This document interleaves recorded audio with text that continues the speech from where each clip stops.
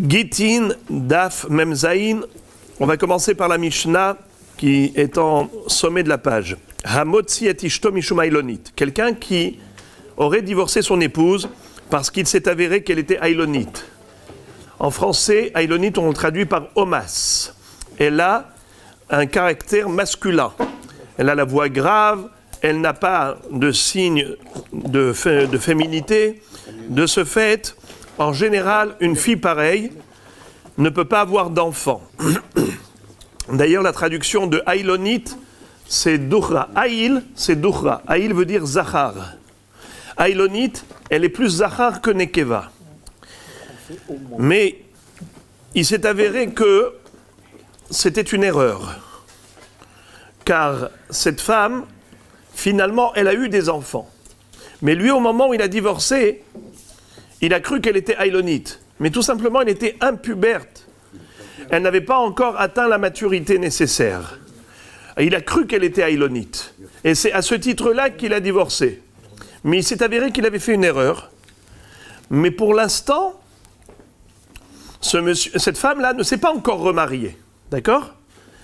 Il a envie de la récupérer. On lui dit, monsieur, non, tu ne peux plus la récupérer. Ha motzi et ishto mishum ailonit, Rabbi Yehuda Omer lo yahazir. Exactement comme on avait vu dans la Mishnah précédente, que ha motzi et ishto mishum shemra, o mishum nedarim, lo yahazir. Au même titre, celui qui est motzi et ishto parce qu'il croyait qu'elle était ailonite, lo yahazir. Rabbi Yehuda Omer, pardon, c'est qui disait lo yahzir? C'est Rabbi Yehuda. Hachamim omrim yahazir. Donc c'est une mahloket. Selon Rabbi Yehuda, lo yahzir. Selon Hachamim, il a le droit d'être mahzir. Non, il a le droit. Alors maintenant, la question se pose. Pour quelle raison on avait dit que ces femmes-là, il ne faut pas les récupérer? On avait vu hier deux raisons. Soit Mishum Kilkula, c'est-à-dire que nous craignons que le mari soit Mekalkel sa femme, c'est-à-dire qu'il va la détruire. Lorsqu'il va voir qu'elle va refaire sa vie avec un autre homme et qu'elle va réussir, elle va avoir des enfants et ainsi de suite, il pourra par jalousie la détruire en disant que, en fait, il n'aurait jamais divorcé d'elle s'il savait que ses shemra, ces mauvaises rumeurs étaient fausses, qu'elle ne l'a jamais trompée. Ou bien jamais il n'aurait divorcé s'il savait qu'on pouvait faire Atarat Nedarim. Il pensait que ce Neder était irréversible. Et donc, il est en train de remettre en cause le divorce, en disant que le get est invalide, car il a donné ce get de manière erronée, par erreur, parce qu'il croyait que réellement, c'était vrai ce qu'il avait entendu d'elle, ou il pensait que réellement le Neder est irréversible. Est irrévocable. Mais maintenant qu'il s'est rendu compte que c'était faux, alors le get, il le regrette, c'est-à-dire qu'il a donné par erreur. Qu'est-ce qu'on a dit? Cet homme-là n'aura pas le droit de récupérer son épouse. Pourquoi Hakamim ont dit que de toutes les façons, on dit à l'homme au moment du divorce, sache que si tu divorces, plus jamais tu pourras la récupérer. De manière à ce qu'il puisse jamais remettre en cause le divorce. On lui dit de toute façon c'est fatal. Tu ne pourras plus jamais la récupérer. Ça c'est dans la mesure où on dit que c'est Mishum Kilkula. Deuxième raison, qu'est-ce qu'on avait vu? Que c'est Mishum? Non. Shelo iyu bnot Israël perutzot ba'arayot ou bindarim. Que c'est en fait une sanction pour les femmes qui ont un comportement léger, aussi bien au niveau de la tzni'ut, elles se comportent avec légèreté avec d'autres hommes, ou bien, par rapport au Nédarim, elles se permettent de faire des Nédarim à tout bout de champ. Alors que nous savons que le Néder, c'est quelque chose de très grave, car si on le transgresse, malheureusement, Hachem Yatzilenu, Ba'avon Nédarim Banimetim, les enfants peuvent mourir prématurément. Donc le mari, quand il divorce, pour cette raison, il peut prétendre qu'il ne veut pas une femme nadranite. Et Be'emet Hachamim le soutiennent. Et ils disent Lo Yahzir. Pourquoi? Pour sévir à l'égard des femmes qui sont légères. et leur montrer que non seulement qu'elles ont payé cher parce qu'elles ont perdu leur mari, puisqu'il a divorcé, mais encore plus, c'est que Hachamim disent que lo yahzir, jamais elles ne pourront se remarier avec cet homme, même si elles l'ont aimé, parce qu'elles ont eu un comportement léger, aussi bien au niveau de Harayot comme au niveau des Nedarim.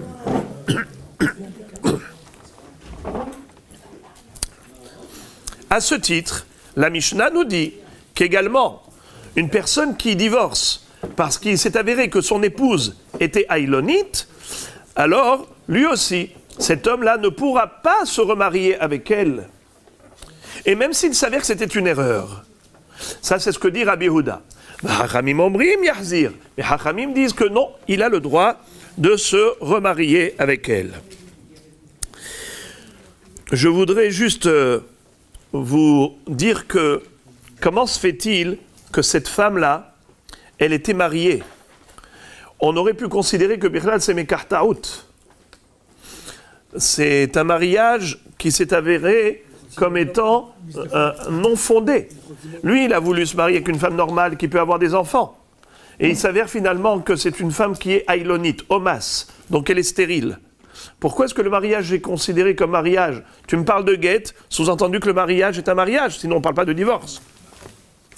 Car en effet, l'homme, c'est vrai qu'il ne veut pas se marier avec une aïlonite, mais si déjà il a eu une relation avec elle, il ne veut pas que cette relation soit znout, soit juste de la prostitution. Donc, quelque part, il se résigne à la situation et il l'accepte malgré tout.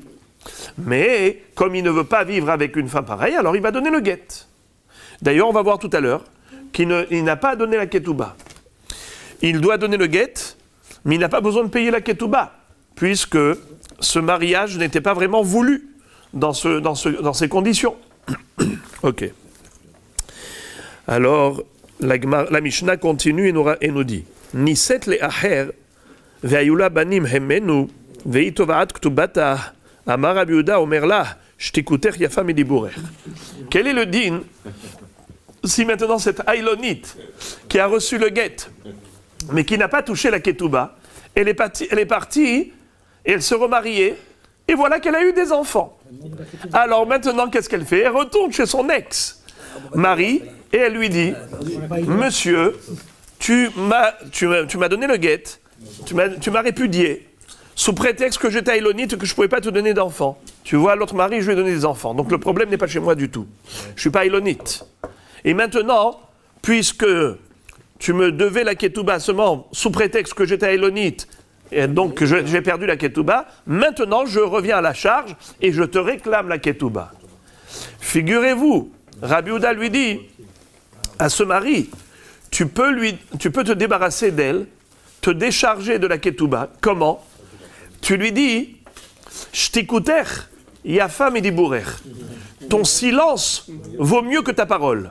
Parce que là, ce que tu es en train de réclamer, tu es en train de parler, tu es en train de réclamer ta ketouba. Mais moi, tu sais que si je dois payer maintenant la ketouba 260 000 € de la ketouba, eh ben, il y en a qui mettent des millions. Alors, il lui dit, tu sais maintenant, moi, ce que je peux dire, c'est que je vais m'en servir comme argument et remettre en cause le guet. Je vais dire, si je savais que ça allait me coûter tellement cher, ce divorce, alors jamais je n'aurais divorcé. Si je dois payer en plus à ketouba. Alors maintenant, donc ici, il remet en cause la validité du guet. Automatiquement, elle est chétiche. Elle est chétiche, donc les enfants qu'elle a eus sont des mamzerim. Alors, qu'est-ce que tu veux? Tu veux encore réclamer?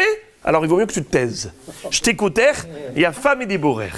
Ça, c'est Rabbi Yehuda qui lui dit ça. Donc, Rabbi Yehuda, qui est cohérent, comme dans la Récha, il avait dit lo yahzir, ainsi dans la Sefa, il dit également qu'il peut être mekalkel ota, c'est-à-dire il peut la détruire, entre guillemets, en prétendant que ce guet était erroné. C'est la raison pour laquelle Hachamim, on dit de manière générale, nous, on protège cette femme et on lui met un bouclier.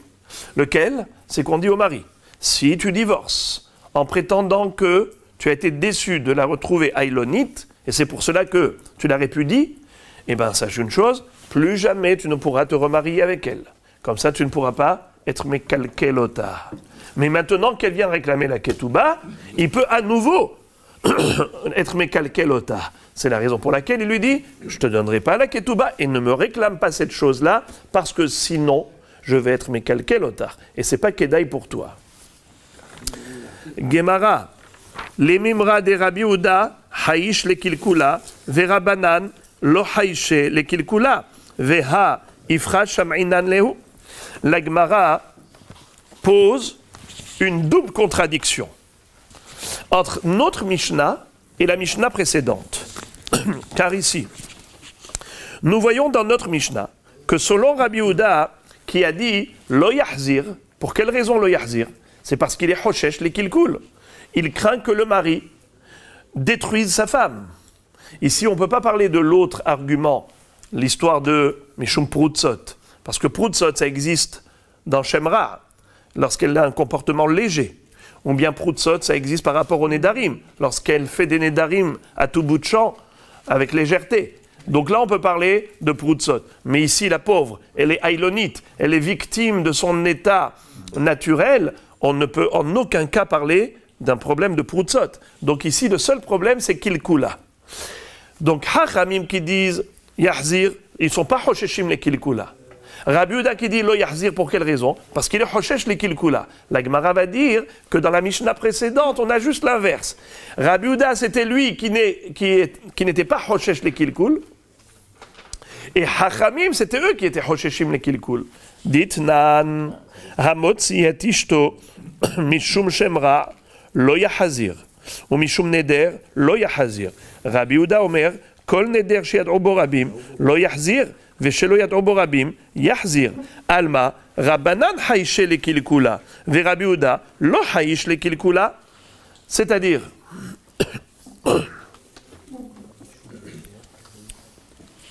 dans la Mishnah précédente, Hachamim disait que celui qui aurait divorcé son épouse parce que elle faisait des nédarim avec légèreté, ou bien parce qu'elle avait un comportement frivole, donc elle avait des relations faciles avec les hommes. Donc le mari, en disant j'ai des échos négatifs à ton propos, je vais divorcer. Dans ces deux cas de figure, Mishum Shemra ou Mishum Neder, Hachamim disait Lo Yahzir. Pour quelle raison? Ki Hosheshim le Kilkul. Rabbi Uda, qu'est-ce qu'il disait? Ça dépend du Neder. Est-ce que c'est un Neder grave ou un Neder qui n'est pas trop grave? Si c'est un Neder Shehudar Barabim, Shiad'u Bo Rabim, donc c'est un Neder chez En Lo Hafara. C'est un Neder qui n'a pas d'annulation possible. Donc cette femme-là, elle a commis une faute grave en faisant un Neder qui n'a pas d'annulation possible. À ce titre-là, elle est Proutsa, c'est-à-dire elle est légère, elle se relâche dans le domaine de Nedarim. C'est la raison pour laquelle on la sanctionne.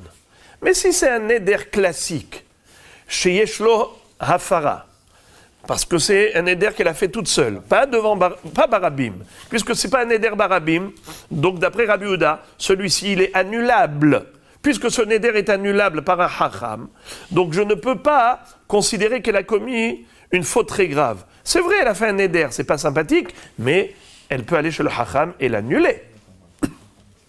Donc tu vois que Rabbi Uda fait une différence, une distinction entre Neder grave et un Neder qui est moins grave.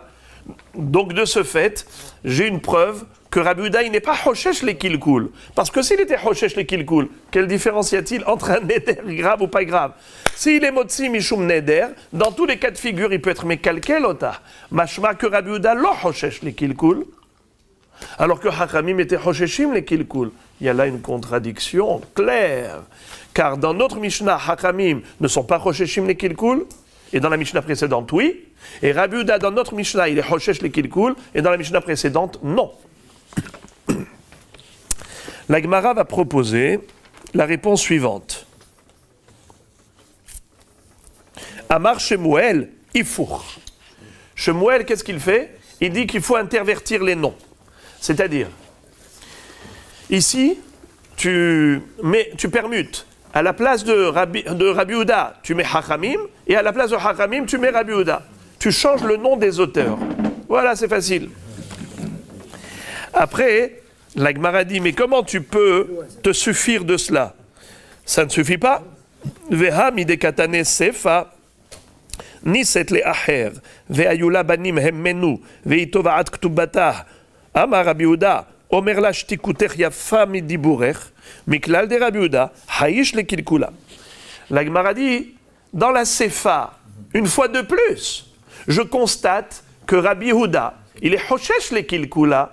La preuve, c'est que lorsque la femme vient réclamer sa ketouba, Rabbi Yehuda lui dit à ce bonhomme, tu peux te débarrasser d'elle. Comment? En lui disant, Shtikuter yafa midiburer. Il vaut mieux que tu te taises. Parce que si tu réclames ta ketouba, je pourrais m'en servir comme argument pour être mécalqué l'otard, pour dire que si je savais qu'il fallait que je paye la ketouba, jamais je n'aurais divorcé.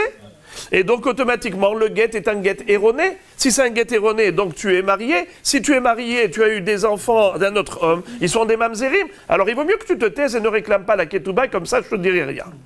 Donc nous voyons que Rabbi Yehuda, en effet, il est hoshesh les kilkul. Alors à quoi ça a servi que là-haut tu me dises, au lieu de Hachamim, tu mets Rabbi Yehuda, Hachamim. Mais Rabbi Yehuda, il s'est exprimé clairement dans la Sefa. De manière surprenante, la Gemara va dire Hanami Ifour. Là encore, tu intervertis. Et le nom de Rabbi Yehuda, tu le remplaces par Hachamim. Va Hachamim Omrim, et non pas Rabbi Yehuda. C'est plus simple de faire un seul Ifour là-bas.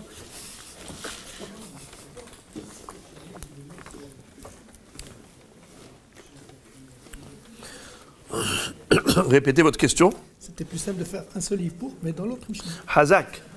La question que pose Rabbi Aaron, c'est que au lieu d'intervertir deux fois les noms ici, on aurait pu inverser Rabbi Yehuda et Hachamim déjà dans la Mishnah précédente plutôt que dans celle-ci deux fois. Je pense que on n'a pas dit ça parce que Rabbi Yehuda, qu'est-ce qu'il disait là-bas? On faisait une distinction, il faisait une distinction Rabbi Yehuda entre Neder chez Udar Barabim et Neder chez Lo Udar Barabim. Ça, c'est sûr que c'est que Rabbi Yehuda qui le fait. Parce que les Hachamim pensent que Neder chez Udar Afilu Barabim Yeshlo Hafara. Donc c'est clair que Rabbi Yehuda, qui lui déduisait ça d'ailleurs du pasuk dans Yehoshua bin Nun, il n'y a que lui pour dire cela. Donc de ce fait, là-bas on ne pouvait pas inverser les paroles de Rabbi Yehuda.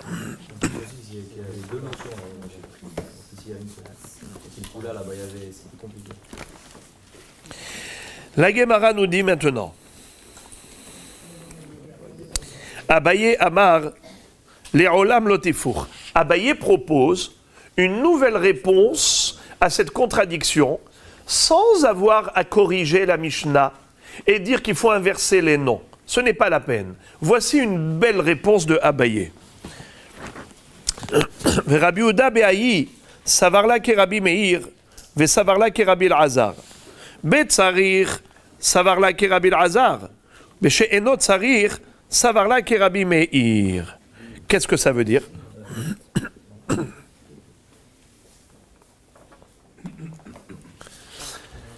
Abaye pense que Rabbi Yehuda, il est d'accord sur ce principe qu'on est hoshesh le kilkula. Oui, en effet, il y a un risque que le mari vienne être mécalquel sa femme et lui détruire son avenir en prétendant que le guet était erroné. Ce risque existe. Et c'est la raison pour laquelle Hachamim vont dire lo yahzir. Hamotzi ishto mishum shemra lo yahzir. Et normalement, même mishum nedarim, on aurait dû dire la même chose. Mais il dit que ça c'est seulement dans Neder chez Udar Barabim. Pourquoi pas Neder chez Lo Udar Barabim? Parce qu'il dit, moi, je suis d'accord avec Rabbi Meir et je suis d'accord avec Rabbi Elazar. Qu'est-ce que ça veut dire? Il existe deux sortes de Nedarim qui sont annulables. Soit un Neder qui est annulable par le Hacham, soit un Neder qui est annulable par le mari lui-même, par Hafara. Soit Hatarat Hacham, soit Hafarat Baal. Alors maintenant, le Inyan il est comme ça. Si vous vous rappelez, dans la Mishnah précédente, on avait vu Rabbi Meir et Rabbi Elazar qui étaient en mahloket à propos de l'argument du mari. Le mari pouvait dire « Ah, si je savais que ce neder, on pouvait l'annuler, jamais je n'aurais divorcé. » N'est-ce pas? Rabbi Meir disait « Ça, ce n'est pas vrai lorsqu'il s'agit de nedarim chez Beno les Benah onidre inouï nefesh. » Des nedarim que le mari peut annuler, alors il ne peut pas dire ça.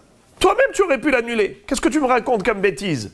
Ah, si je savais qu'on pouvait annuler le neder, eh ben, si je savais que le chacham pouvait l'annuler, jamais je n'aurais divorcé. Mais toi-même, tu pouvais l'annuler. Tu n'avais même pas besoin de chacham. C'est ce qu'on appelle be'enot tsarir le hakirat chacham.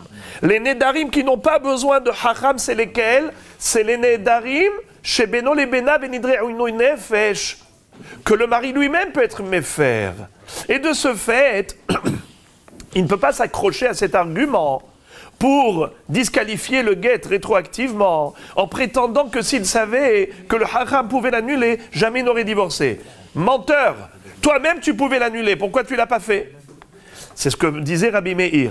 Et en effet, par rapport à cela, Rabbi Meir disait, le mari ne peut pas prétendre une chose pareille. Donc il peut te mahzir sa femme dans ce cas. Et Rabbi Yehuda, il pense également comme Rabbi Elazar, pour un neder, lequel, shetzari hatarat hacham. Parce que l'homme ne pouvait pas prétendre que s'il savait que le hacham pouvait l'annuler, jamais il n'aurait divorcé. Pourquoi il ne peut pas prétendre une chose pareille? Parce qu'on dit en adam rotse shetit basé ishto bebeddin. Ce n'est pas vrai. Est-ce que toi, si vraiment tu aimes ton épouse, est-ce que tu aurais été d'accord qu'elle aille s'exposer devant les dayanim, qu'elle aille au tribunal, et que devant tout le monde, cette pauvre dame se tienne debout, et qu'elle dise, voilà, je suis venu pour faire Atarat Nedarim, ce neder, et qu'elle raconte sa vie? Est-ce que tu penses que c'est quelque chose qui préserve la dignité de la femme? Certainement pas. Ça, c'est ce que disait Rabbi Elazar. Donc cet argument, il n'est pas valable.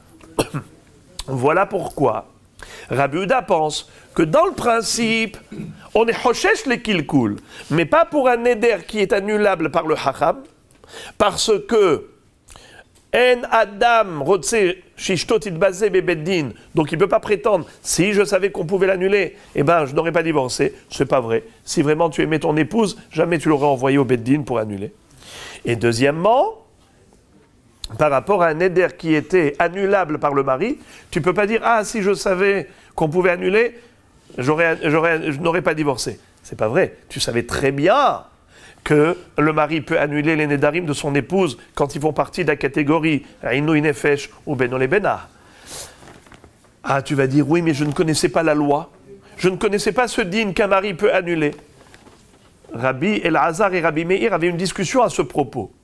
Rabbi Elazar disait qu'en effet, un homme peut s'accrocher à un tel argument. Il peut prétendre une chose pareille, qu'il ignorait la loi. Mais Rabbi Meir dit, nul n'est censé ignorer la loi. Certes, il existe des gens qui sont en effet ignorants, mais c'est une minorité. Hachamim, quand ils sont métaknim et qu'ils instituent une loi, ils ne décrètent une loi que par rapport à un cas qui est général. Or, si c'est une faible minorité qui est concernée, Hachamim ne vont pas être métaken par rapport à cela. Donc la mahloket Rabbi Meir et Rabbi Elazar, elle est de savoir, est-ce que la majorité des gens connaissent cette halakha, que le Baal peut être méfer ou pas? Ça, ce fut la réponse donnée par qui? Par Abaye. Alors maintenant, Rava va lui dire, Amar Rava, des Rabbi Yehuda Kashia, des Rabbanan la Kashia. Tu as donné une excellente réponse, mais cette réponse, elle n'est valable que par rapport à l'autocontradiction de Rabbi Yehuda. Mais il y avait également une deuxième contradiction, celle de Chachamim. C'est-à-dire que Chachamim, dans la Mishnah précédente, disait Lo Yarzir, alors que chez nous, à propos de Hamotzi Ishto Mishum Ailonit, Chachamim disent Yarzir. Alors comment ils peuvent se contredire? La Gemara nous cite maintenant la réponse de Rava. Et la Amarava, des Rabiuda, la Kashia, Kedeshaninan. Je suis d'accord avec la réponse qu'a donnée Abaye, mais ça ne répond que l'autocontradiction de Rabbi Yehuda. Mais par contre, moi je vais rajouter encore un élément supplémentaire, c'est la réponse à l'autocontradiction de Chachamim. Comment? Man Chachamim, Rabbi Meir, de Amar, Ba'inan Tnai Kaful, Ve'acha, B'may Askinan, Bedelo Kafle Litnae. C'est-à-dire, dans Masechet Kiddushin, il y a une mahloket entre Chachamim et Rabbi Meir, à savoir, est-ce qu'un Tnaï a besoin d'être kafoul ou pas? D'où on apprend les halachot de Tnaïm, les conditions. Pour qu'une condition ait un statut de Tnaï, de condition, il a besoin, selon Rabbi Meir, d'être kafoul, d'être double, d'être sine qua non, comme Moshe Rabbeinu l'avait exprimé. Rappelez-vous, lorsque Bnei Gad et Bnei Reuven avaient demandé à Moshe Rabbeinu de leur attribuer le territoire de Ever à Yarden, la rive du Jourdain. Moshe Rabbeinu leur a dit: ah, vous cherchez des échappatoires, vous avez peur de la guerre, et donc vous recherchez la tranquillité. Bien sûr, vous restez ici tranquille, dans ce lieu, dans le Ever à Yarden, l'autre rive du Jourdain, et vous laissez vos frères aller tout seuls mener la guerre. Sachez que vous êtes décourageants. Vous adoptez le comportement des explorateurs, des Meraglim, qui ont découragé et démoralisé le peuple. Alors eux, ils ont dit non, pas du tout. On n'est pas du tout dans cet esprit. Au contraire, nous sommes des patriotes et des pionniers. Nous irons, nous, les premiers. Alors Moshe Rabbeinu leur dit, si vous assumez votre promesse, je vous accorde ce que vous avez demandé. En effet, je vous attribue le Ever à Yarden. Mais Moshe Rabbeinu leur dit comme ça, si vous partez en Eretz Israël avec vos frères, et que vous allez mener les combats là-bas sur place en Eretz Israël, alors là, je vous accorde votre souhait. Je comble votre demande. Vous voulez Ever à Yarden? Pas de problème, allez-y.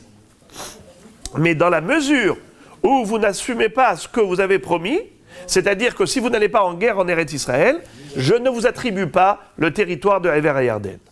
De là, nous déduisons, nous dit Rabbi Meir, que Kol Tnaï chez Enokitnaï Bnegad ou Bnereuven, Enotnaï, un Tnaï qui n'est pas kafoul, un Tnaï qui n'est pas doublé, qui n'est pas sine qua non, en disant si tu fais ça très bien, sinon non, eh ben n'a pas le statut de Tnaï. Eh ben Rabotaï, voilà, regarde comment ça se passe. La Mishnah précédente, elle va d'après Rabbi Meir. Les Hachamim de la Mishnah précédente, c'est qui? C'est Rabbi Meir. Et donc, qu'est-ce qu'il disait Rabbi Meir? Rabbi Meir disait que Kol Tnaï chez Eno Kafoul, Eno Tnaï. Alors, comment se fait-il que là-bas, le mari pouvait remettre en cause le guet en disant ce guet n'était pas valable? C'est parce qu'en effet, il s'agissait, dans la Mishnah précédente, du cas où le mari a exprimé un Tnaï Kafoul. Et il a dit clairement, je donne le guet parce que j'ai entendu du Shemra. Je donne le guet parce que elle est chargée de Nédarim. Mais sinon, je ne l'aurais pas donné. Donc, étant donné qu'il a dit que c'est uniquement dans cette intention et dans cet objectif qu'il lui donne le guet, de là, je déduis que si ça ne répond pas à ces critères, en effet, le guet n'en est pas un. C'est la raison pour laquelle le mari a le pouvoir de remettre en cause la validité de ce divorce.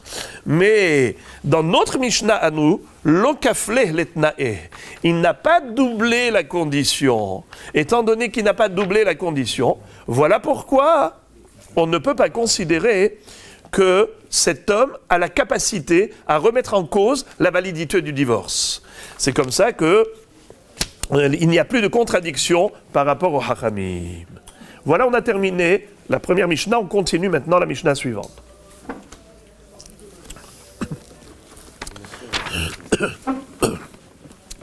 Hamocher et atzmo. Rabotai, je voudrais quand même vous dire que les Rishonim posent ici une question très très forte par rapport à ce Tnaï Kafoul. Si Behemet, dans la Mishnah précédente, l'homme avait poser une condition sine qua non en disant si le Shemra s'avère véridique, alors le guet est guet, sinon non.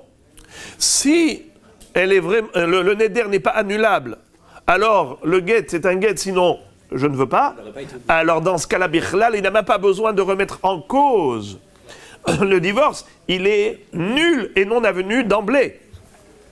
Ça, c'est une très grosse question que les Rishonim traitent longuement, mais comme on n'a pas le temps maintenant de faire du Iyun, voilà la raison pour laquelle je préfère m'abstenir. Mais on continue. Regardons la Mishnah suivante. Hamocher et atzmo ve'et banav le'ovde kochavim. En podim oto. Aval podim et abanim le'achar mitat avihen. Malheureusement, il y avait autrefois des gens qui allaient se faire vendre, ils allaient se vendre à des goïms pour gagner de l'argent. Ils disaient, voilà, cher monsieur le goy, monsieur Dupont, je me vends au prix de 10 000 euros. D'accord? Voilà. J'ai besoin d'argent. Et je serai votre esclave. Maintenant, cet homme, il est esclave. Nous avons une mitzvah de racheter les prisonniers. On a une mitzvah de pidyon shvuim. Alors figurez-vous, c'est une mitzvah d'aller le racheter. Mais la Mishnah nous dit en podim, on ne rachète pas. La Gemara va expliquer dans quel cas on ne rachète pas. En fait, on rachète une fois, deux fois, mais pas la troisième fois. On va voir toute la précision dans la Gemara. Mais les enfants, imaginons le bonhomme, il s'est vendu lui-même, il a vendu même ses enfants comme esclaves pour gagner de l'argent. Alors qu'est-ce qu'on a dit? Tant que le père est vivant, je n'ai pas à racheter les enfants. Parce que le père est là à protéger ses enfants de manière à ce qu'ils ne s'assimilent pas. Et qu'ils ne s'assimilent pas de manière à perdre leur identité juive. Mais dans la mesure où le père est mort et que les enfants sont orphelins, dans ce cas-là, il y a une mitzvah de pidyon shvuim, même plus que 3 fois ou 4 fois. Lisons maintenant le sujet. Amar Rav Assi, Vehu Shemachar, Veshana, Veshilesh. Voici la précision d'Agmara. Ce que la Mishnah nous a dit que on n'a pas la mitzvah de pidyon shvuim, de racheter un esclave, un prisonnier juif, un otage, dans la mesure où lui-même il s'est vendu. Figurez-vous, lui-même il s'est vendu, tout de même j'ai la mitzvah de pidyon shvuim. 1, 2, mais pas 3. Une fois, 2 fois, j'ai la mitzvah, mais une fois que je l'ai racheté, il a été se revendre. Je l'ai racheté, il a été se revendre. 2 fois, il m'a fait ça. La 3e fois, je n'ai plus la mitzvah. Mais par contre, pour les enfants orphelins, s'ils ont perdu leur père, même plus que 2 fois, j'ai la mitzvah. La Gemara raconte une histoire. Hein? Hanhu bnem bemirse diaz fezouzé. Il y avait une ville qui s'appelait Mirsé. Des gens qui habitaient cet endroit de Mirsé, Bémirsé, Yazfezouzé. Ils avaient emprunté de l'argent et ensuite ils ne remboursaient pas. Yazfezouzé merovde kochavim. Ils ont emprunté de l'argent au goïm. Velo avaleu limefreinu. Et ils n'avaient pas de quoi rembourser. Atou vekagarve lehu. Alors ils venaient, les goïm, et ils les prenaient en otage afin de pouvoir prélever l'encaissement. Donc je répète, qu'est-ce qui s'est passé? Le juif va emprunter de l'argent chez le goy, ensuite il ne rembourse pas le prêt, résultat des courses, le goy va prendre le juif comme otage afin d'avoir un esclave, de le soumettre à l'esclavage, et c'est comme ça qu'il se faisait rembourser en nature. Rabotaï, qu'est-ce qui s'est passé?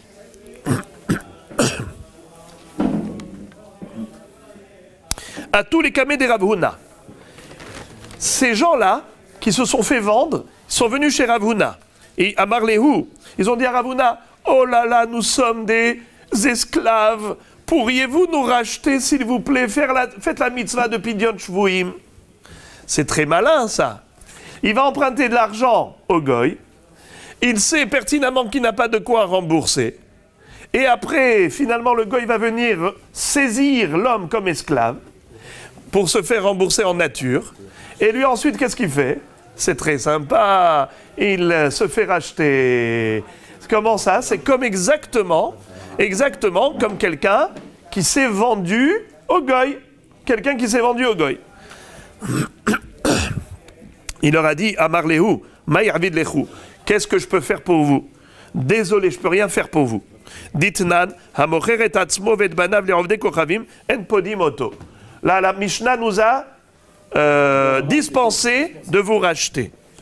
Alors, il y avait là-bas un rab qui s'appelait Rabbi Abba. Amar les Rabbi Abba, limad tanu rabbenu, ve'u shemachar ve'shana ve'shilesh. Mais Rav Huna, vous-même, vous avez enseigné la halakha, que la Mishnah ne s'applique que lorsque le bonhomme s'est vendu déjà 2 fois. Alors là, la 3e fois, je n'ai pas la mitzvah de le racheter. Mais là, à Marley, il lui a répondu, Hané, Mirgal Regile de Avde Hachi. Tu penses que cela, c'est la première fois qu'ils ont joué à ce jeu? Mais c'est un système de vie. Ils empruntent beaucoup d'argent, ils savent qu'ils n'ont pas de quoi rembourser, ils connaissent la suite de l'histoire, ils se font attraper, ils se font kidnapper, et après ils font capturer. Ils sont esclaves, ils se font racheter, ils ont déjà fait plusieurs fois ce jeu. Ça y est, c'est fini. On n'a plus le devoir de les racheter. La Gemara raconte une histoire. Haou Gavra des Avin Nafshe les Loudae. Les Loudae, c'était des cannibales. Ils achetaient des gens pour les manger.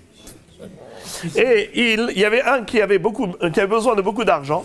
Il a dit au Loudae, je me vends pour vous. Donnez-moi de l'argent, j'en ai besoin.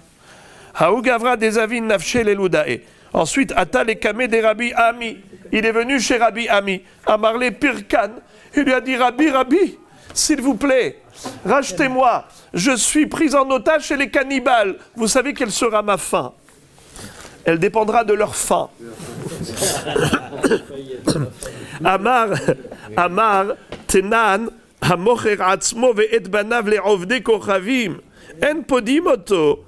Aval podim et abanim mishum kilkula. Kol sheken achad eika ktala. Il s'est dit la chose suivante.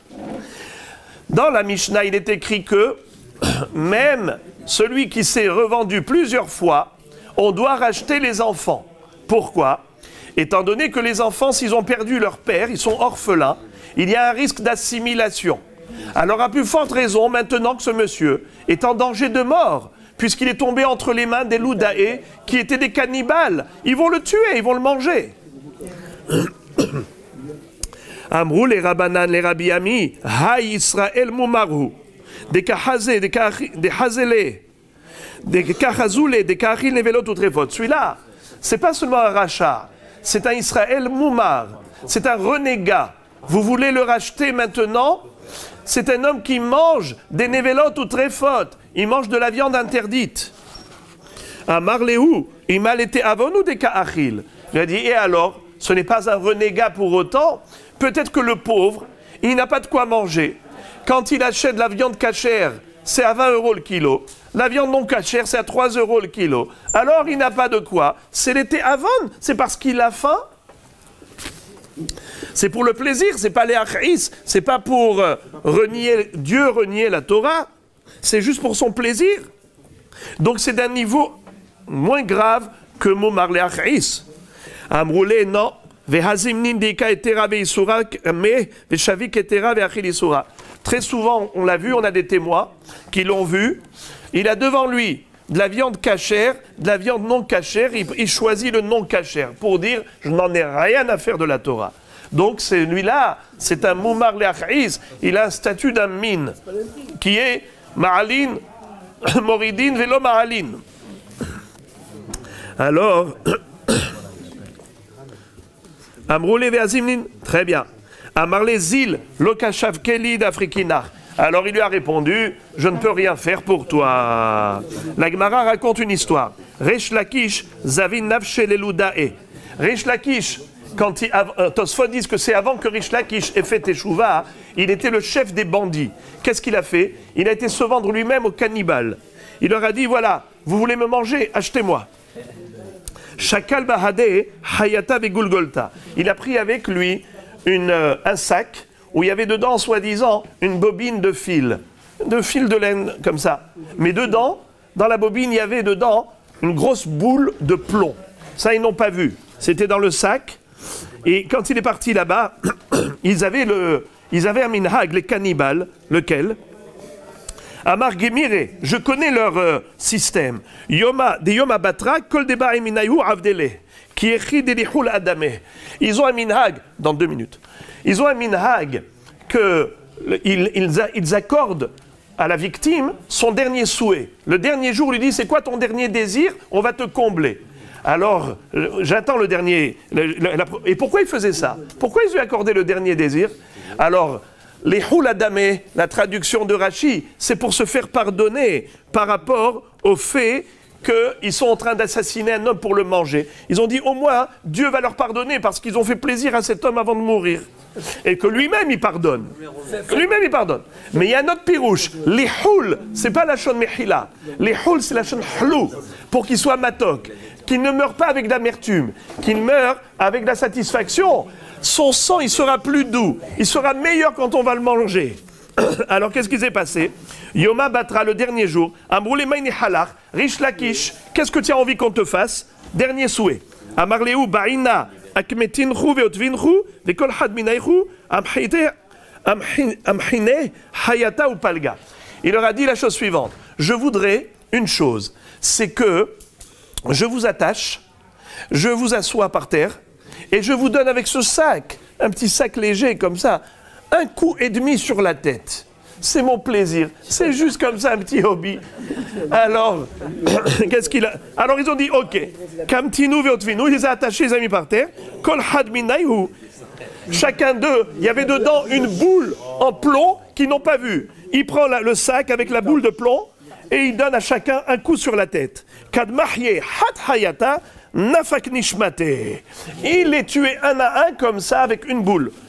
Harkene les chiné. Mais quand la personne elle prenait le coup sur la tête, elle grinçait des dents comme ça. Elle faisait une grimace par la douleur du coup. Il donnait un coup très fort, mais il faisait une grimace pour que les autres ils se rendent pas compte que c'était un coup très fort qui a tué, pour pas qu'ils se rendent compte qu'il est mort.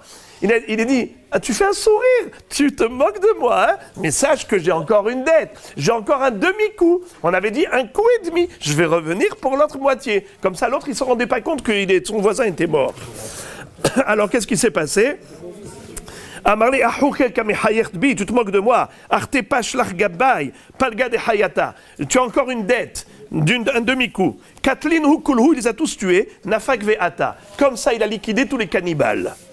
La Gemara raconte, Yativ ka'achil ve'chaté. Plus tard, Rish Lakish était très gros. Jamais il ne gardait 1 centime pour le lendemain. Il avait une émouna shlema que à Kadosh Baruch Hu, chaque jour, il va lui envoyer sa parnassa du jour. Il travaillait pour la journée, zéro. Et donc, il mangeait, il liquidait le stock de la journée. Mais il était très gros. Yativ ka'achil ve'chaté. Amra le birte, l'obait midé les misgaale. Papa, tu n'as pas envie de dormir sur un matelas, pourquoi tu dors par terre? Amarla biti, kresi kari. Ma fille, mon ventre, c'est mon matelas. Qui nafshe, quand il est décédé, shavak kava de moreka. Kara nafshe ve'azvu laherim helam. Quand il est décédé, il a laissé juste un flacon d'épices. Rachidi, morika, c'est charkom, du jaune, de charkom. Il a laissé juste un kabba de morika, juste un cave, une petite mesure. Il a dit aïe aïe aïe, ve'azvu laherim helam. Pour acheter ce flacon, j'ai dû travailler parce que ça m'a coûté 10 € pour acheter ce flacon. 10 €, j'ai pas profité dans ma vie. À quoi ça me sert que j'ai travaillé pour ces 10 €? C'est du temps. Time is money. Le temps, c'est de l'argent. L'argent, c'est du temps. Si j'ai acheté ce cabas des Morika que j'ai pas profité, je l'ai laissé pour les autres. Finalement, c'est du temps perdu de ma vie. Mais le temps, c'est tellement précieux. On n'a pas le droit de le dilapider comme ça. Alors, regardez comment Rish Lakish, jusqu'au dernier jour, il nous a donné des enseignements de l'importance du temps qui est tellement précieux qu'il faut exploiter toujours à bon escient. La Mishnah qui se situe au milieu de la page. Hamocher et tzadehu le'oved kochavim lokeach umevi mimenu bikurim. Cette Mishnah, comme les précédentes, va nous enseigner une halakha qui a été instituée par les Chachamim dans le seul objectif de Tikkun Ha'olam. Et la Gemara va expliquer en quoi consiste le Tikkun Ha'olam de cette takana. De quoi il s'agit? Lorsqu'un Ben Israël qui possédait un champ agricole en Eretz Israël l'a vendu à Oved Kochavim, il aura le devoir, même après la vente, d'aller chaque année voir cet homme, l'acheteur, le Oved Kochavim, et lui demander de bien vouloir lui revendre les prémices, les bikurim des Shivat Aminim, des 7 fruits qui sont concernés par la mitzvah de bikurim, et d'apporter ces fruits au Beth Amikdash. Et ce, dans quel but? Dans le but d'obliger le Ben Israël à avoir recours à ce champ, à l'achat de ces fruits du champ qu'il a vendu, de manière à ce que le Oved Kochavim, en voyant que le Ben Israël est intéressé par ces fruits et qu'il n'a pas d'autre choix que de les acheter, puisque c'est ça la takana de Chachamim, qu'il est obligé de le faire chaque année, donc il va exploiter cette situation. Il va lui vendre très cher ses fruits. Il va profiter de l'occasion de voir que le Ben Israël n'a pas d'autre choix que d'acheter ses fruits pour faire la mitzvah des Bikurim. Il va lui vendre très très cher, Bedamim Yekarim. Et le Ben Israël n'a pas le choix.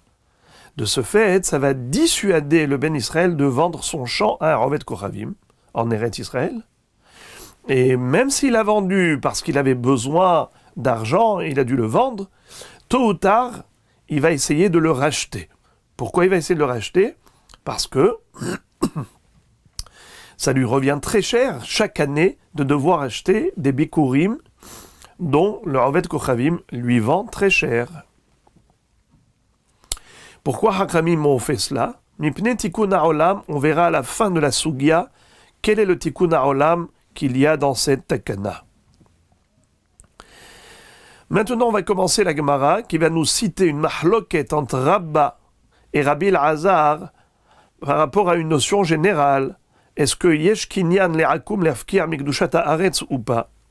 C'est-à-dire, est-ce que la propriété d'un Oved Kochavim en Eretz HaKodesh, est-ce qu'elle a la capacité de pouvoir faire sauter la Kedusha de la terre, de manière à ce que les fruits n'auront pas besoin des prélèvements de Trumot ou Maasrot. Les fruits ne seront pas soumis au Maaser. Si on dit que Yesh Kinyan le'akum le'afkia mikdushat haaretz. Alors on va voir tout de suite qu'il y a une mahloket à ce propos.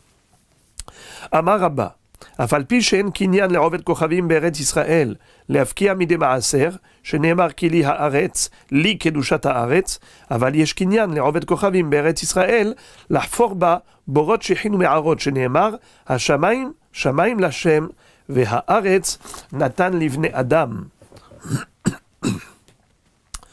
Rabba nous dit que en kinyan les Oved Kochavim le'afkia be'eretz Yisrael le'afkia midei maaser. Shene'emar ki li haaretz, li kedushat haaretz. Akadosh Baruch Hu, c'est lui le propriétaire d'Eretz Yisrael, et par conséquent, il dit que même si on a dû vendre à un Oved Kochavim un champ agricole, la kedusha n'a pas disparu pour autant. Ki li haaretz. Akadosh Baruch Hu proclame et déclare que la Kedushat Haaretz, elle est éternelle, ad vitam aeternam, qui lit Kedushat Haaretz. Mais bien que le Oved Kochavim, sa propriété sur le champ, ne fait pas sauter la Kedusha, parce qu'il n'a pas une ba'alout à la gouf, mais malgré tout, il a le droit de creuser des trous, des puits dans le sol, pour avoir des borot shechinu me'arot, c'est-à-dire des citernes qui contiennent de l'eau. Bien qu'il modifie l'architecture du sol, il transforme le sol, il creuse des trous, des puits, des tranchées, des me'arot, des grottes. Tout ça, ces trois appellations, ça parle que de citernes d'eau. On a des formes rondes, circulaires, qu'on appelle bores. On a un canal d'eau qui est en forme rectangulaire qu'on appelle shiah, et on a me'ara qui est un puits de forme carrée qui est majoritairement recouvert d'un toit, et il y avait juste une ouverture pour pouvoir descendre à l'intérieur de cette grotte, à l'intérieur de ce puits, pour aller puiser de l'eau. Donc, est-ce qu'on permet à un Oved Kochavim en Eretz Yisraël, lorsqu'on lui a vendu un champ, on lui permet de creuser des trous là-dedans? Réponse, oui, c'est ce que dit Rabba. Et sur quel passouk il s'appuie? Sheneemar, Hashamaim, Shamaim Lashem, Ve'haaretz Natan Livnei Adam. Les cieux constituent la résidence divine, et la terre, Hachem, il a donné aux hommes. Ce qui veut dire que puisque ce terrain-là a été donné à ce Ovet Kochavim, il a le droit de l'exploiter dans le sens où il peut creuser des borotes, des shechin ou des me'arot, bien que ça modifie la tsura, la forme du sol, ce n'est pas grave, c'est permis. Haaretz Natan Libnei Adam. Mais Rabbi Elazar va dire tout le contraire. Ve Rabbi Elazar omer af al pi sheyesh kinyan le'ovet kochavim be'eretz Yisrael lafkia midei maaser, sheneemar deganecha velo dagan ovet kochavim, aval en kinyan le'ovet kochavim be'eretz Yisrael lahfor ba borot shechin u'me'arot, sheneemar lashem ha'aretz u'mlo'a. C'est-à-dire, Rabbi Elazar dit que yesh kinyan legoy le'afkia mekdushat maaser. La barlout du ovet kochavim dans le champ agricole, sur ce champ agricole, fait qu'il n'y a plus de Kedusha. Et par conséquent, les fruits qui poussent là-bas, c'est comme s'ils ont poussé en Chutz La'aretz. Ils n'ont pas de Kedusha d'Eretz Israël. Par conséquent, ces fruits ne sont pas soumis au prélèvement, ni de Teruma, ni de Maaser. Mais tout de même, et d'où on l'apprend? Parce que c'est écrit Deganecha. Deganecha, c'est-à-dire Maasar Deganecha Tiroshecha Vitzharecha. Le Maaser, tu dois le prélever de quoi? D'un Dagan qui est à toi, qui a poussé dans un champ qui appartient à un Ben Israël. Mais si le Dagan, les céréales ont poussé dans un champ qui appartenait à Ovet Kochavim, donc il n'y a pas la mitzvah du Maasar Deganecha. Mais tout de même, bien que le Ovet Kochavim, il a une barloute sur le gouffre de la terre, et par conséquent, il n'y a plus de Kedusha dans cette terre. Les fruits ne sont plus soumis au prélèvement. Tout de même, il y a une limite. Attention, il n'a pas le droit de creuser dans le sol, borot, shechin ou me'arot. Il n'a pas le droit de modifier la tsura du sol. D'où on l'apprend. Sheneemar Lashem ha'aretz umlo'a. Ou bien ceux qui citent le passouk précédent, Kili ha'aretz.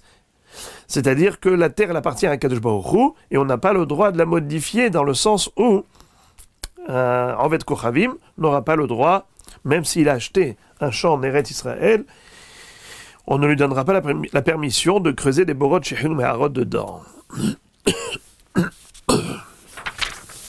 La Gemara demande, Bemaïka mefalge, quel est l'objet de la discussion de Rabba et Rabbi Elazar? Pourquoi Rabba pense que En Kinyan, les Ovet Kochavim Nafkia, mi Kedushat Maaser, et Rabbi Elazar dit Yesh Kinyan le Akum, Nafkia, mi de Maaser? Alors la Gemara explique ainsi. Mor savar deganecha velo dagan ovet kochavim, ou mor savar digunecha velo digun ovet kochavim. La marloquette, elle est dans la traduction du mot deganecha. Est-ce qu'on dit deganecha, tes céréales, ou bien digunecha? Le digun, c'est le travail qui est le parachèvement de tous les travaux agricoles. Par quoi ça commence? On commence par labourer la terre, ensuite on va semer, ensuite on va moissonner, ensuite on va battre le grain, ensuite on va trier, ensuite on va prendre tous ces grains, on va les engranger dans le goren, ensuite on va prendre le keli, le rahat, pour être mémaréah, la truelle, pour aplanir les grains de blé une fois qu'on les a entassés dans la grange. Cette action-là, ce geste, qui est le fait d'aplanir les graines de céréales, ça s'appelle digun. Digun, parce que le dagan, on est mémaréah hoto, miroir hakeri. Aplanir le tas de dagan. Ça s'appelle digun. Le digun, c'est le coup de massue. C'est l'aboutissement de la préparation, l'aboutissement de l'engrangement. C'est comme ça qu'on a terminé la préparation du grain. Et à partir de là, il y a le chiyuv de Maaser. Avant qu'on ait terminé ce travail qui s'appelle Miroah Hakeri, il n'y a pas encore de chiyuv minatora de prélever le Maaser. Le Maasar deganecha. Maaser digunecha. Alors maintenant, qu'est-ce qu'on vient nous dire? Que le digoun doit se faire par un ben Israël, dit Rabat. Rabat dit que le terrain appartienne à Ovet Kochavim, ce n'est pas grave. Il y a toujours la Kedusha dans les fruits. Le principal, c'est que le digoun se fasse par le ben Israël. Et on va expliquer ça dans quelques minutes. Si le digoun n'a pas été fait par le ben Israël, mais par un Ovet Kochavim, alors il n'y aura pas de Hiyuv Maaser. Amar Rabba, Mina Minala. D'où est-ce que j'ai déduit cette halacha qui consiste à dire que la propriété du Ovet Kochavim en Eretz Israël ne déclenche pas la disparition d'Akedushat Haaretz? La déduction qu'a faite Rabat, elle est très subtile. On va voir ici comment est-ce qu'il a déduit, mais également comment la Gemara va réfuter cette preuve. Ça va être long, dense, il faut se concentrer. Ditnan, haleket ve'ashirha ve'apea shel Oved Kochavim hayavin b'maaser ela im ken ifkir. Nous savons qu'il existe 3 matenot anim. Leket shirha pea. Lorsqu'on moissonne le champ, il faut laisser un coin du champ sans moisson. On appelle ça pea. C'est un coin qu'on doit laisser aux pauvres. Ensuite, leket, c'est lorsqu'on a moissonné, qu'on a eu des gerbes qui sont tombées des mains. S'il y en a 1 ou 2, on les laisse pour les pauvres. S'il y en a 3, on peut récupérer. Shichecha, l'oubli. Si on a laissé dans le champ 1 ou 2 bottes de blé, on doit laisser ça pour les animes. Si on a laissé 3, on a le droit de récupérer. Les ket shichecha et pea, il faut le savoir, que c'est considéré en général comme hefker. Et comme c'est considéré comme hefker, alors c'est pas tour de maaser. On n'a pas besoin de prélever le maaser de tous les fruits qui sont hefker. On l'apprend du passouk que nous dit Rashi, ou Bahal Levi, Asher en lo helek venahala imach. À qui on donne le maaser rishon? Au Lévi. Le Lévi, pourquoi il faut lui donner? Parce qu'il n'a pas de part en Eretz Israël, dans le sens où les Lévi'im n'ont pas reçu de territoire agricole. Ils n'ont reçu que des villes pour y habiter, mais ils n'ont pas reçu des champs agricoles. Alors on doit lui donner le maaser.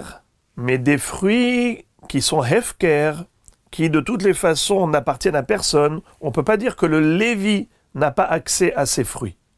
Le Lévi, il a accès à ces fruits puisqu'ils sont hefker. Étant donné qu'il a accès à ces fruits, donc ces fruits ne sont pas soumis au maaser. De là, on déduit que des fruits hefker ne sont pas soumis à la nécessité de prélèvement de Trumot ou Maasrot.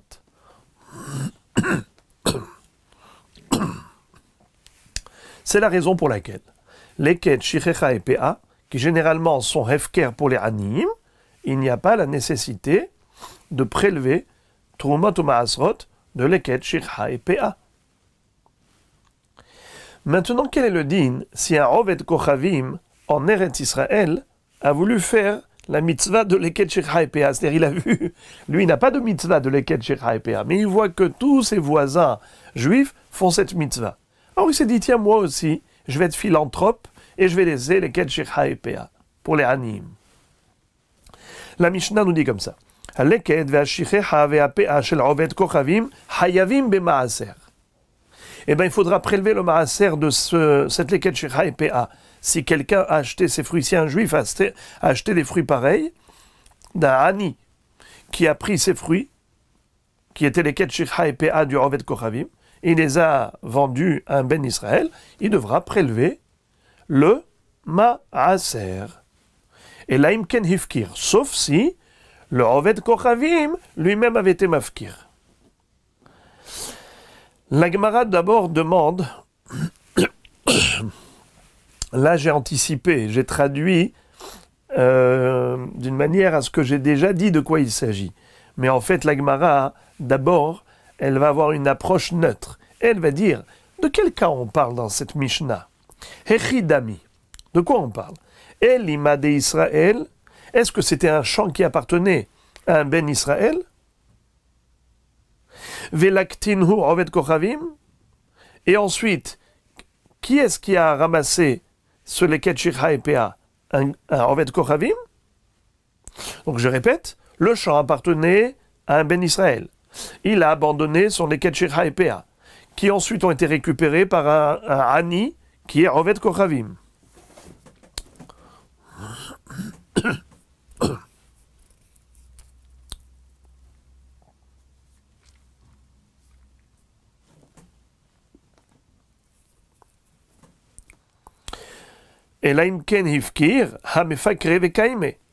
Pourquoi est-ce que on a besoin que le Ben Israël soit mafkir, ce leket shirha et péa, pour les dispenser de maaser? Mais c'est moufkar ve'omed, puisque c'est leket shirha et péa, et le Ben Israël il a la mitzvah d'abandonner leket shirha et péa au anim, donc c'est hefker automatiquement. Donc automatiquement c'est pas tour de maaser. Pourquoi la Mishnah dit, quand est-ce que ce leket shirha et péa seront pas tour de maaser, que lorsque le Ben Israël a abandonné ses fruits? Mais ils sont abandonnés de toute façon. Hamefakre vekaime. Et la lave des Oved Kochavim. Donc on est obligé de dire que le champ, c'est pas un champ qui appartenait à un Ben Israël. Il appartenait à un Oved Kochavim. Velaktinhu Israël. Et qui est-ce qui a récupéré ce leket shirha et péa? C'était un Ani, un Israël Ani. Et ensuite, qu'est-ce qu'on lui dit? Puisque ce leket shirha et péa appartenait à un goy qui n'a pas la mitzvah de leket shirha et péa, alors on dit que ces fruits-là, ils ont la mitzvah du maaser. Ils sont soumis à la mitzvah du maaser.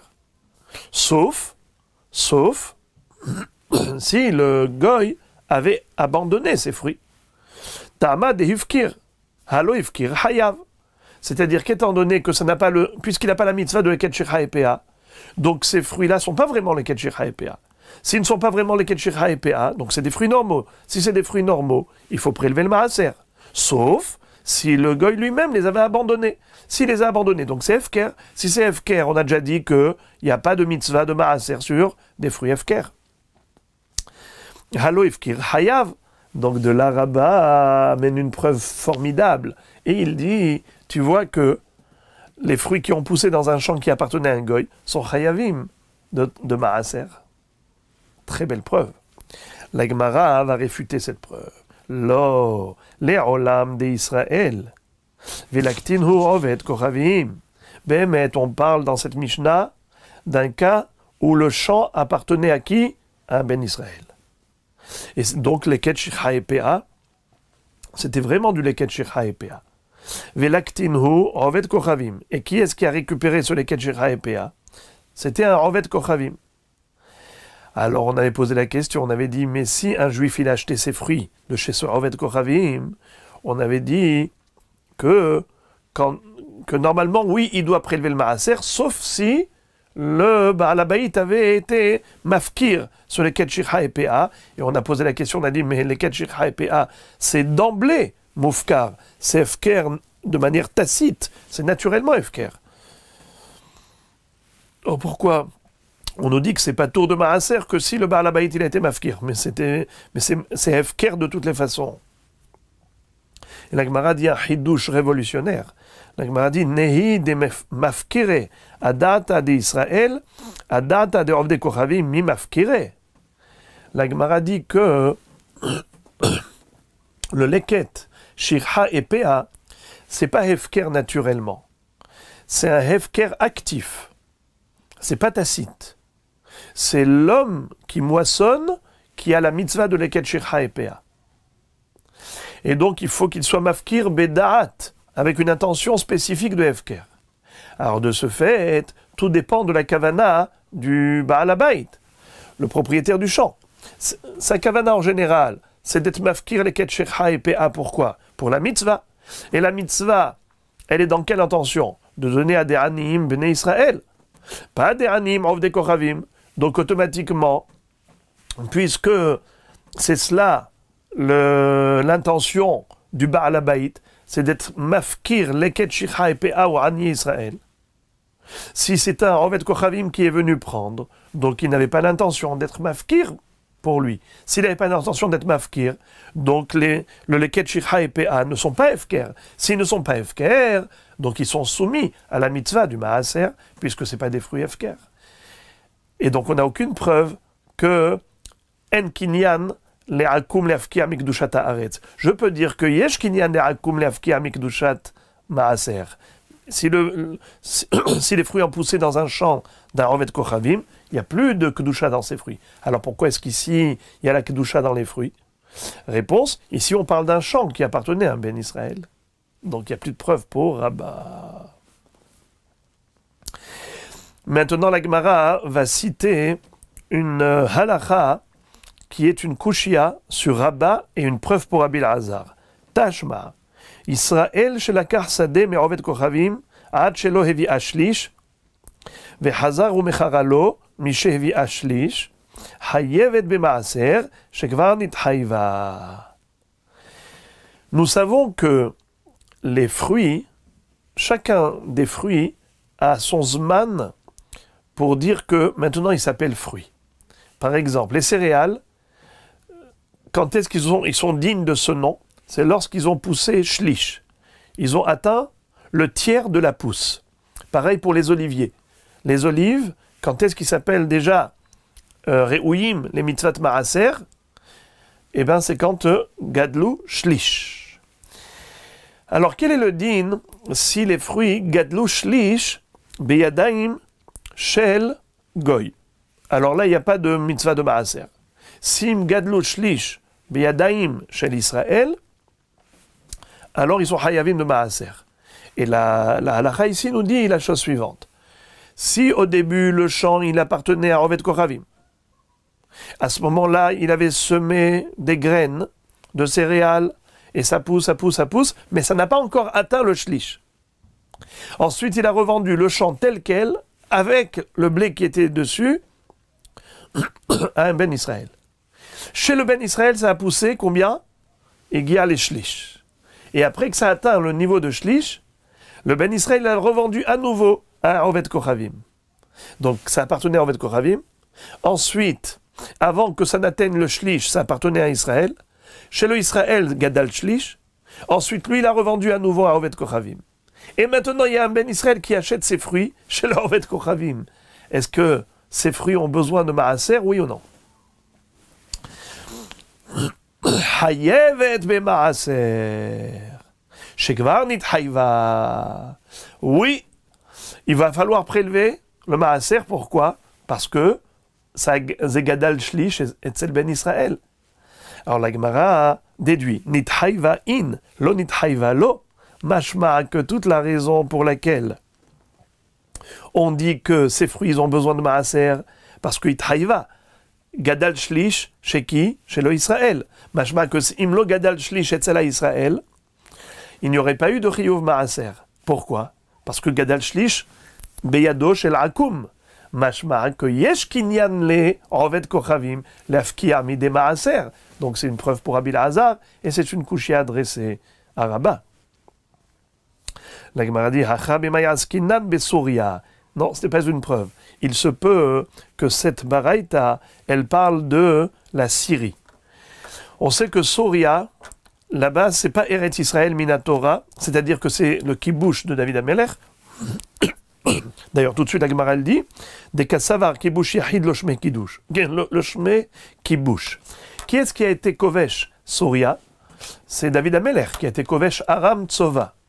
Mais étant donné que le clan Israël ne s'est pas installé là-bas, c'est comme ça que Rashi dit dans la dernière ligne de Rashi, kibbouch yahid David kivsha velo hayu kol Israël sham vehaya Aram Tsova. Donc c'est considéré comme kibbouch d'un Yahid, de David Amelech. C'est pas kibbouch de tout Israël. Am Israël ne s'est pas installé là-bas en Souria. De ce fait, ça n'a pas une kedusha, d'après ce Tana, ça n'a pas une kedusha d'Eretz Israël. Donc les fruits qui poussent là-bas sont soumis au prélèvement de Maaser que midérabanan. Étant donné que c'est que midérabanan, alors là, yesh kinyan le Rovet Kochavim, le afkia midé Maaser, mais seulement Maaser midérabanan, comme en Souria. Mais le maaser d'Eretz Israël, en Eretz Israël, même si le Rovet Kochavim est propriétaire d'un champ, Rabbah pense que la Kedusha n'a pas disparu. Et on n'a pas de Kushia contre Rabat de cette halakha, car il se peut qu'ici on parlait de Souria. La Gemara va tenter d'amener encore une preuve à Rabbi Lazare et d'adresser une objection à Rabat. Tashma Israël ve'ovet kochavim shelakhu sadeh ve'shutfut tevel ve'cholin me'uravin ze baze divrei Rabbi Rabban Shimon ben Gamliel Omer shel ovet kochavim patur ve'shel Israël hayav. Alors, à nouveau, cette halakha, qu'est-ce qu'elle nous démontre? Que si il y avait un Israël et un Goy qui étaient tous les deux associés dans la propriété d'un champ, en Eretz Israël, les fruits qui ont poussé là-bas ont un statut de mi-kadosh, mi-holin. Tevel ve-holin me-oravin zebazé. C'est-à-dire, 50% des fruits appartiennent au Israël, 50% des fruits appartiennent au Rovet Kochavim. De ce fait, la moitié des fruits sont Bikdushat Haaretz, donc il faut prélever le Maaser. Tant qu'on n'a pas prélevé le Maaser, ça s'appelle Tevel. Tandis que 50% des fruits qui appartiennent au Rovet Kochavim n'ont pas de Kedusha de Maaser, par conséquent, on peut les manger même sans Maaser. C'est Holin. Mais quel 50% dans chaque fruit, on a 50% du fruit qui est Tevel et 50% du fruit qui est Holin. Pour chaque fruit, je dis la même chose. C'est la raison pour laquelle Rabbi pense que, en effet, Tevel et Holin, mais Oravin Zebazé. Rabban Shimon ben Gamliel Omer, Shel Oved Kochavim Patour, Veshel Israël Hayav. Rabban Shimon Gamliel dit que non, une fois qu'ils vont partager les fruits et que le Oved Kochavim va prendre 50% des fruits et que le Israël va prendre 50% des fruits, je vais dire Lema Freya, Houvra Radavar Lema Freya. Yesh Brera. Il s'avère rétroactivement que depuis le début, ces fruits-là qui sont du Israël, c'était les siens. Donc ceux-là sont Tevel, ceux-là sont Kadosh. De ceux-là, il faut prélever le Maaser. Tandis que les 50% qu'a pris le Rovet Kochavim, c'est à lui. Et c'est à lui depuis le début. Ouvrar Adavar les Mafreya. Rétroactivement, il s'avère que c'était ses fruits, et donc c'est du Holin, c'est pas Tevel du tout. Alors, quelle est la différence si on dit que Tevel, Veholin, Me'oravin, Zebazé, ou bien est-ce qu'on considère qu'il y a un clivage net et précis, c'est-à-dire que chacun, il a reçu ce qui lui convient. Rashi explique que d'après Rabbi, qui dit que En Brera, et que Tevel, Veholin, Me'oravin, Zebazé, lui, il pense que ces fruits-là, ils ont un statut très spécial. Tevel, Veholin, Me'oravin.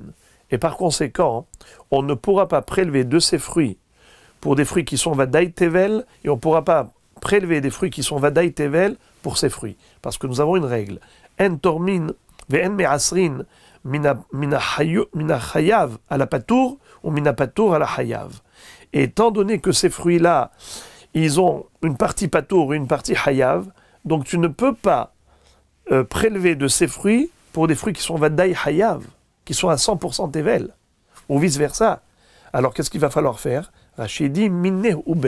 Il est me'aser minne oube. C'est-à-dire tu prélèves de ces fruits pour ces fruits. Mais tu ne peux pas prélever de ces fruits pour une autre production. En tout cas, qu'est-ce que la Gemara déduit? Adkan la peligé la des morsavar yesh brera ou morsavar en brera. La mahloket entre Rabbi et Rashbag, elle est de savoir est-ce qu'on applique le principe de brera ou pas. Selon Rabbi, non, en brera. Donc on dit Tevel Veholin Me'oravin Zebazé. Même après le partage du Rovet Kochavim avec le Israël, on reste dans le même statut de Tevel Veholin Me'oravin. Tandis que pour Rashbag, une fois qu'on a séparé, une fois qu'on a partagé la production en deux, chacun a reçu sa part, on dit que Yesh Brera, et il s'avère rétroactivement que ce qui est chez le Rovet Kochavim, c'est Holin, ce qui est chez le Israël est Tevel. Mashma, Ad kan l'obligé la mort savar yesh brera ou mort savar en brera, aval de koulé alma, yesh kinyan le Rovet Kochavim, beret Israël, afkia miad maaser. Il s'avère donc que tout le monde est d'accord que la partie qui revient au Rovet Kochavim, elle est Holin, elle n'est pas Tevel. Sous-entendu qu'il n'y a pas de Kedusha dans ces fruits. Pourquoi? Parce qu'ils ont poussé dans un champ qui appartient au Rovet Kochavim. Mashma que tous les Tanaïm sont d'accord avec Rabbi Elazar. Alors c'est une couchia sur Rabba. Comment Rabba il peut contredire les Tanaïm? Rabba a dit En kinyan le Rovet Kochavim nafkia mikdushat haaretz. Les fruits qui ont poussé dans un champ qui appartient au Rovet Kochavim sont soumis à la mitzvah du Maaser. Pourtant nous voyons ici que non. Là encore la même réponse. Achanami besoria vekasavar kibush yahid loshme kibush. Là encore il faut dire que pourquoi la propriété du Rovet Kochavim, elle fait sauter la Kedusha des fruits, c'est parce qu'ici on est en Souria. Et en Souria, ça a été conquis par David Amelech, qui est Kibush Yahid, la conquête d'un homme unique, David Amelech. Et ce n'était pas le lieu d'installation de tout Am Israël. De ce fait, la halacha est que ces fruits n'ont pas besoin de Maaser Minatora. C'est que Midera Banan. Puisque c'est que Midera Banan, Hem Amrou, Vehem Amrou, les Hachamim ont dit que la Baalout d'un Rovet Kochavim, la propriété d'un goy sur ce terrain, fait sauter la Kedusha de ces fruits, puisque c'est une Kedusha qui n'est que Midera Banan. Donc ces fruits sont dispensés de prélèvement. Et on va terminer le sujet avec notre Mishnah. Là maintenant, la Gemara va citer notre Mishnah, et c'est ça le rapport de tout ce Inyan avec notre Mishnah. Amar Afriya Baravin Tashema. Par rapport à cette mahloket entre Rabba et Rabbi Elazar, à savoir, est-ce que Yesh Kinyan le Akum Lefkia Mideh Maaser? Voilà maintenant, qu'est-ce qu'on va apprendre. Hamocher Sadeu, les Rovet Kochavim, Lokiach Umevi Bikurim Mipnei Tikkun HaOlam. Celui qui a vendu son champ, nous avait dit notre Mishnah, à un Rovet Kochavim en Eretz Israël, alors il a l'obligation chaque année d'aller lui acheter les prémices et les apporter au Beth Amikdash. Pour quelle raison? Mipnei Tikkun HaOlam. Comme on l'avait dit tout à l'heure, pour le pousser à racheter son champ pour que on récupère cette partie d'Eretz Israël qui a été revendue à un Rovet Kochavim. La Gemara dit, de là tu vois que c'est que Midera Banan, Mipene Tikkun HaOlam. Mashma que s'il n'y avait pas cette raison de Takanat Hachamim d'aller racheter le champ, s'il n'y avait pas ce motif, cette raison, cet objectif qu'on voulait atteindre, de stimuler l'ex-propriétaire à racheter son ancien champ, s'il n'y avait pas cette raison, il n'y aurait pas eu d'obligation pour l'ex-propriétaire d'aller apporter les bikurim de ce champ. Mashma, que yesh kinyan le'akum le'afkia mikdushat haaretz. La preuve, c'est que le Baal Habayit aurait été patour de bikurim. Pourquoi est-ce qu'il est hayav de bikurim? C'est comme Midera Banan, Mipnei Tikkun HaOlam. Donc, qui est-ce qui a raison? C'est a priori Rabbi Elazar qui a raison, qui a dit Yesh kinyan le Rovet Kochavim le'afkia mikdushat haaretz. Donc, c'est une couchia sur Rabba. J'ouvre une parenthèse. Rashi répond à une question qu'on aurait dû poser, qui est sous-jacente.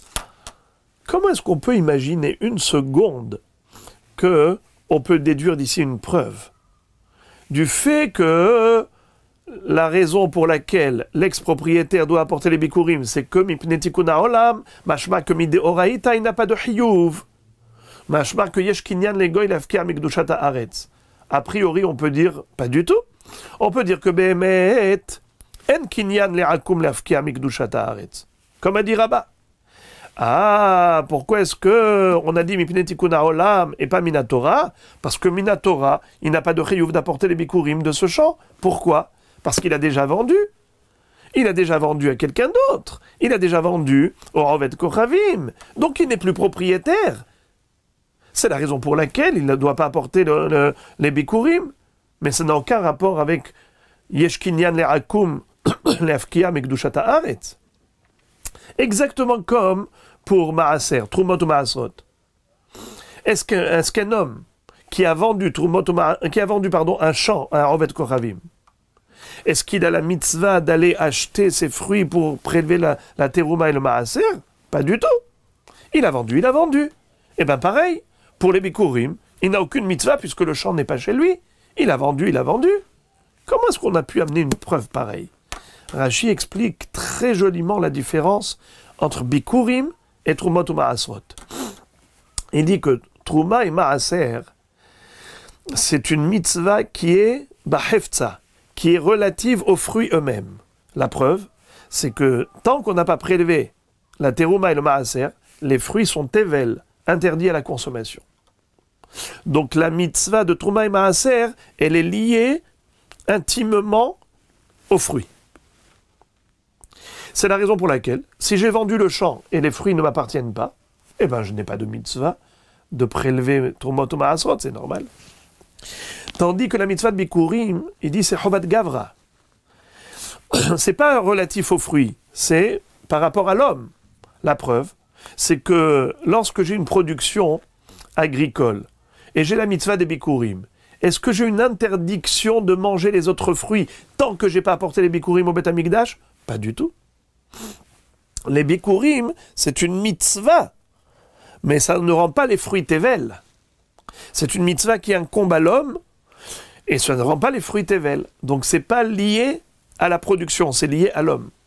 De ce fait, on dit comme ça, bien que le Israël ait vendu ce champ au Ravet Kochavim, mais il a tout de même la mitzvah des bikurim, même après avoir vendu le champ. Pourquoi? Rashi dit que c'est comme un mashkon. En fait, le fait d'avoir vendu un champ en Eretz Israël à un Ravet Kochavim, ça n'a pas complètement disparu de la propriété du Ben Israël. L'ex-propriétaire est encore lié à ce champ. Simplement, il a donné, en échange de l'argent que le goy lui a donné, il lui a donné de l'argent, lui a donné le champ. C'est un peu comme un mashkon. Quelqu'un vous prête de l'argent, vous lui donnez le champ immobilier, un bien immobilier comme mashkon. C'est pareil. Ce champ-là, il est comme mashkon chez le Ravet Kochavim. Et par conséquent, Israël n'a pas coupé le cordon ombilical avec ce champ. Et il a le devoir d'apporter les bikurim. Car les bikurim, c'est une mitzvah chez Halal Gavra, c'est une mitzvah qui incombe à l'homme lui-même. Voilà comment Rashi explique la preuve de la Gemara. Il dit que la preuve de la Gemara est la suivante. Du fait que la Mishnah n'est pas obligée, l'ex-propriétaire a apporté les bikurim min Torah par rapport à la philosophie qu'on vient d'expliquer, mais uniquement mitikuna olam, en tant que hayuv rabbinique, une takana de chachamim, et non pas minatora, mashma que minatora, il n'y a pas de hayuv de bikurim. Et pour quelle raison il n'y a pas de hayuv bikurim? Parce que ça se trouve pour l'instant dans la barloute du Ravet Kochavim. Mashma que yesh kinyan les Ravet Kochavim nefkia mikdushata aretz. Donc c'est une kushia contre Rabba et une preuve pour Rabbi Elazar qui a dit yesh kinyan le'akum lefkia mikdushata aretz. Comment Rabba peut dire le contraire? Il a dit que en kinyan le'akum lefkia mikdushata aretz. Pourtant ici nous voyons qu'il n'y a pas de mitzvah de bikurim minatora. C'est que mishum tikuna olam. La réponse d'Agmara est extraordinaire. Amar Rav Ashi, shte takanot havu. Rav Ashi nous dit que ce din-là de bikurim mipene tikuna olam, c'est en fait une longue histoire. Il y a eu dans l'histoire de cette takana-là des étapes. Voyons comment ça s'est passé. Il y a eu 2 étapes. Amar Rav Ashi, shte takanot havu. Me'ikara, au début, havu maite mideoraita. Au début, quelqu'un qui vendait un champ, on lui disait, tu es obligé d'apporter les bikurim. Va chez le Ravet Kochavim et tu achètes les prémices et tu apportes ça au Beth Amikdash. Minatora, tu es hayav. Comme on avait dit tout à l'heure, c'est comme un mashkon. Tu n'as pas coupé le cordon ombilical. Et Rabba, donc c'est lui qui est en train de nous donner cette explication, il dit en kinyan le'akum lafkia mikdushata aretz. Donc il y a une kedusha de bikurim minatora. Seulement, kevan de hazu de kamakre ou mezabne, Des savrés bigdushataihu kaiman. Takinu lehu de lolitu. Qu'est-ce qui s'est passé? Les Hachamim ont vu que les gens qui vendaient des karkarotes, des terrains, aux Ovdei Koravim en Eretz Israël, ils le faisaient sans aucune mauvaise conscience. Pourquoi? Parce qu'ils se disaient, après tout, qu'est-ce qu'il y a de mal de vendre un terrain en Eretz Israël à Ovdei Koravim? Ma'abaya. La Kedusha n'a pas disparu. La preuve, c'est qu'on doit apporter les Bikurim. La preuve, c'est qu'on doit apporter les Bikurim. Mashma que la terre n'a pas perdu de son caractère sacré. Alors ils ignoraient l'interdiction de l'otehonem, l'otitenlem hanaya bakarka. On ne doit pas leur vendre un campement en Eretz Israël. De ce fait, Hachamim ont fait une takana. Une takana laquelle? De ne plus apporter les bikurim au Beth Amikdash. Bien que Minatora, il faut apporter les bikurim au Beth Amikdash, Hachamim avait dit à ce moment-là, n'apportez plus. Comment Hachamim peuvent nous empêcher de faire une mitzvah Minatora? C'est pas étonnant. Beshev, ils le peuvent. Yesh koach biad Hachamim l'accord d'avoir Minatora, Beshev et al ta'aseh. On l'a déjà vu par rapport à Rosh Hashanah. Si Rosh Hashanah tombe Shabbat, est-ce qu'on sonne le shofar? Non. Et pourtant Minatora, oui. Hachamim ont dit, de peur qu'on transporte le shofar à Arba Amot Birshut Harabim, ils nous ont interdit de faire la mitzvah de Horaïta de shofar. Pareil, le lulav à Sukkot. Si ça tombe Shabbat, on ne prend pas le lulav. Pourtant, Minatora, le premier jour de Sukkot, il faut prendre le lulav. Et comment Hachamim peuvent nous dire que si ça tombe Shabbat, on ne le prend pas? De peur qu'on transporte dans le Birshut Harabim. Yesh koach biad Hachamim.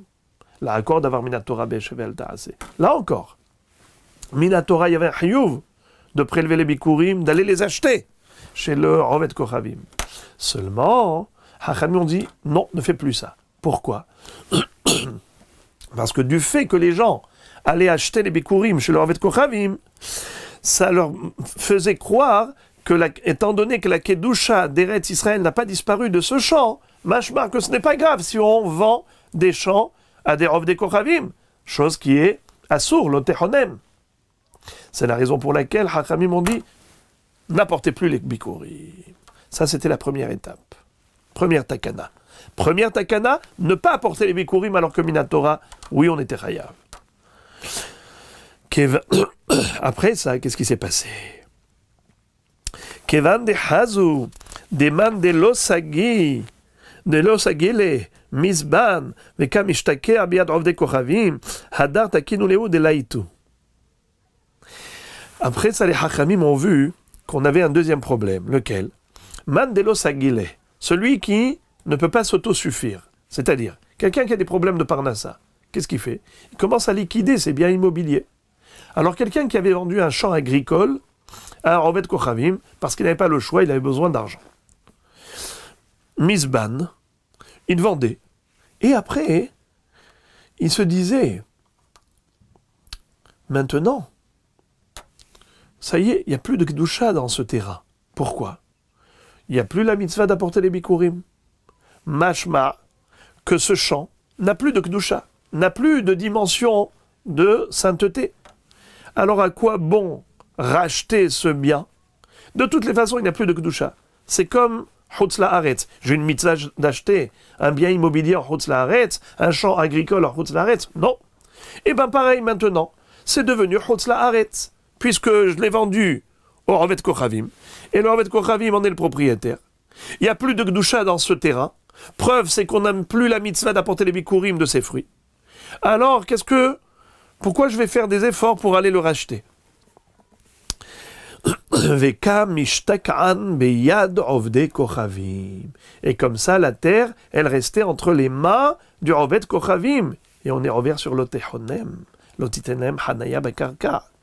Hadar takinu lehu delitu. Hachamim, ensuite, ils ont fait une deuxième takana. C'est la takana de notre Mishnah. Tikuna olam. Laquelle takana? Oui, allez-y, achetez chez le Ovdei Koravim les fruits, les prémices, afin qu'il vous exploite. Il va arnaquer le Ben Israël en voyant que le Ben Israël n'a pas le choix que de venir acheter chez lui ses prémices. Il va lui demander un prix exorbitant. Le Ben Israël va se dire, attends, combien je vais payer à chaque année c'est trop cher ça. Alors il va faire des efforts pour le racheter, ce bien immobilier, et c'est comme ça qu'il va délivrer cette terre d'Eretz Israël de la main du Rav Koravim. Ça, c'était le Tikkun HaOlam. Mais en fait, ce Tikkun HaOlam dit Rabba, c'est pas un Tikkun HaOlam qui n'est qu'une takana rabbinique. Min HaTorah, c'était le din. C'est Bikurim, on est Hayav Min HaTorah. Seulement les Hachamim nous avaient quelque part déchargés du devoir des Horaïta, pour la raison qu'on avait donnée tout à l'heure. Mais ensuite, Mipnei Tikkun HaOlam, ils ont rétabli, ils ont réinstauré, ils ont restauré la mitzvah des Horaïta. C'est ça le Tikkun HaOlam. Pour délivrer ce terrain qui a été vendu au Rav Koravim, ils ont dit maintenant, on va renouveler la mitzvah des Bikurim telle qu'elle a été donnée Minatora. Seulement pour une raison qu'on a citée tout à l'heure, Hachamim ont annulé cette mitzvah. Maintenant, Mipnei Tikkun HaOlam, ils ont dit, il faut à nouveau l'accomplir cette mitzvah. Mais elle est Minatora. C'est comme ça que Rabba dit, En kinyan le'akum le'afkia mikdushat haaretz. La mitzvah de Bikurim, elle est Minatora. Donc voilà comment on a vu ici la mahloket fondamentale entre Rabba et Rabbi Elazar. La Gemara a cité plusieurs enseignements qui, a priori, étaient des preuves contre Rabba et au profit de Rabbi Elazar. Et puis à chaque fois, Rabba a pu répondre et expliquer le sujet de manière à ce qu'il ne soit pas réfuté.